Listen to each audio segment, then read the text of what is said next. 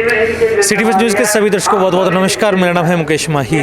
विधायक विनोद भैणा के जो धन्यवादी दौरे हैं वो लगातार चल रहे हैं और आज उनका जो काफिला है वो एक नहीं दो नहीं बल्कि 10 जगह जो है लोगों से मुलाकात करेंगे और जो धन्यवाद जो है और धन्यवाद भी उस चीज़ का कि जो प्रतीत ही नहीं हो रहा था, यानी कि विधानसभा चुनाव में एक तरफ जो जीत जो है वो दिखाई दे रही थी कांग्रेस की, लेकिन ऐसे समय में लोगों ने जो साथ दिया भारतीय जनता पार्टी का, इसी उपलक्ष्य में जो है कहीं कि धन्यवादी दौरा जो है लगातार चलता जा रहा है। अभी पहुंचे हैं दिल्ली गेट के नज़दीक और जो लोग हैं वो भी यहाँ पे कहीं कि बड़े हुजूम के साथ यहाँ उमड़े हैं और विधायक विनोद भैणा की जो बातें हैं वो बड़ी एक मन लगाकर सुन रहे हैं। नगर परिषद हांसी के वाइस चेयरमैन अनिल बंसल और वेद नारायण सहित जो कई गणमान्य लोग हैं वो भी यहाँ पहुंचे और वो भी विधायक के स्वागत में जो है कसीदे जो है वो पढ़ते जा रहे हैं। विधायक से बात करेंगे, लोगों से भी बात करेंगे, वीडियो के अंत तक आप बने रहें।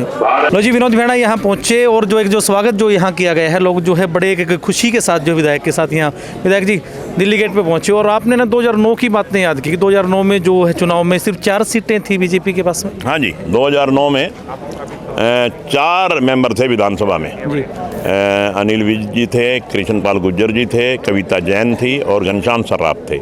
वही भारतीय जनता पार्टी जिसके 2009 में मात्र 4 सदस्य थे, वो 2014 में 47 सदस्य लेकर के उन्होंने सरकार बनाई और 2019 में एक बार फिर वो सरकार बनाई और 2024 में फिर 48 सीटें जीत करके नायब सिंह सैनी जी के नेतृत्व में स्पष्ट बहुमत की सरकार बनाई। तो मैं समझता हूँ कि भारतीय जनता पार्टी ने जो कार्य किए, भारतीय जनता पार्टी की जो नीति रीति है उसको लोगों ने पसंद किया। इसीलिए बार बार भारतीय जनता पार्टी के पक्ष में हरियाणा की जनता ने मतदान करके लगातार तीसरी बार सरकार बनाने का काम किया, जो अपने आप में एक रिकॉर्ड है।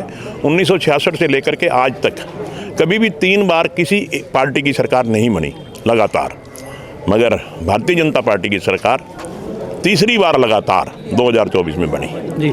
जो अब इतना एक जो लंबा कार्यकाल रहा, 4 सीटों से 48 सीटों तक आने का जो आपका जो रहा, लेकिन बीच में कई अड़चने भी आई। अब जैसे किसान आंदोलन है उसका वो अभी भी जो चला हुआ है।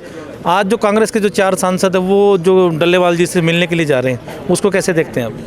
देखिए, कांग्रेस की तो एक नीति रही है कि किस तरह से भारतीय जनता पार्टी के खिलाफ विद्रोह खड़ा किया जा सके, किस तरह से भारतीय जनता पार्टी को फेल किया जा सके। मगर हरियाणा देश और प्रदेश की जनता बखूबी जानती है कि भारतीय जनता पार्टी ने किसान के हित में जो कार्य किए आज तक किसी ने भी नहीं किए, जिसका प्रत्यक्ष उदाहरण है।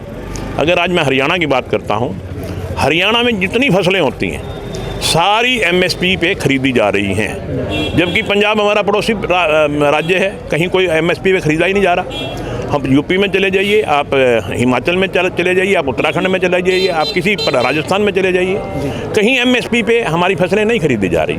और हरियाणा पहला प्रदेश है जहाँ 24 फसलें MSP पे खरीदी जा रही हैं। आज हरियाणा के किसान को खाद पे सब्सिडी मिल रही है और भी जो सुविधाएँ हैं जितनी हरियाणा में किसानों को दी जा रही हैं और वो किसी और प्रदेश में नहीं दी जा रही। और ये कांग्रेस पार्टी के लोग तो खामखा की बातें करते हैं। कांग्रेस पार्टी ने इतना लंबा समय तक राज किया है, मैं उनसे पूछना चाहता हूँ कि उन्होंने किसानों के लिए क्या किया, ऐसी कोई फैसिलिटी बताएं। आज तक उन्होंने तो MSP पे नहीं खरीदा सारी फसलें, मगर ये भारतीय जनता पार्टी ने खरीदने का काम किया।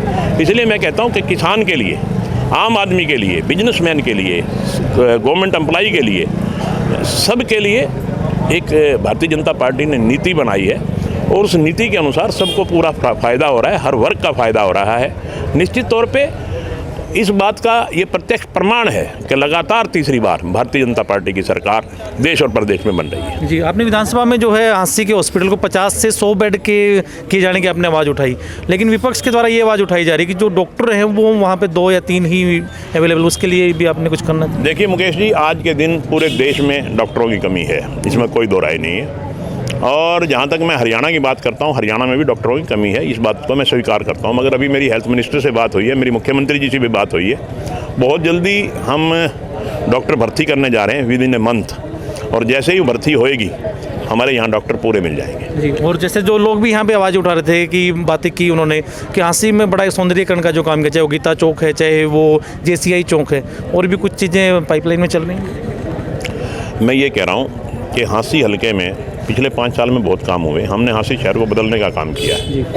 आज मैं आपके सामने ये बड़ी जिम्मेवारी के साथ कह रहा हूँ कि इन 5 सालों में हाँसी की जो भी ज़रूरत होगी हर ज़रूरत को पूरा किया जाएगा। किसी चीज़ की कमी हाँसी में नहीं रहने दी जाएगी। हाँसी में हर वो काम जिसकी उम्मीद शायद हाँसी की जनता ने भी ना की हो, वो काम भी हम हाँसी में करवाएंगे। आपने पिछली बार जो कहा था, चुनाव से पहले कहा था कि हम तो पहले दिन से ही जो है चुनाव की तैयारियां कर देते हैं, यानी जिस हिसाब से काम आप गिनवा रहे हो, यानी कि 2029 की तैयारियां शुरू हो चुकी है विनोद भेड़ा की। प्रत्यक्ष को प्रमाण की आवश्यकता नहीं है। जिस दिन चुनाव जीते हम उसी दिन से जनता के बीच में हैं। आप देख लीजिए, चुनाव जीतने के बाद आदमी आराम करता है, साल 2 साल आराम करेंगे, फिर जाएंगे जनता के बीच में।